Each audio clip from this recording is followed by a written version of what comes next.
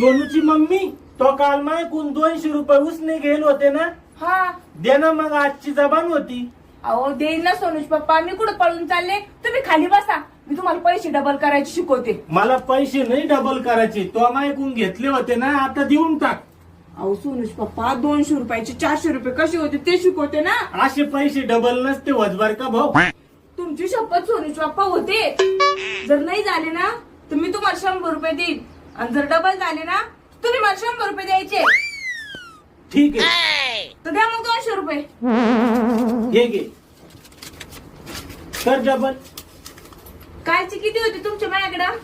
200 रुपये. आणि हे किती? 200 रुपये. मग किती झाले? 400. झाले डबल. आता द्या 100 रुपये. माझ्याकडे तेवढेच 200 होते, आता 100 रुपये नाही माझ्याजवळ. काय कर त्याच्यातले 100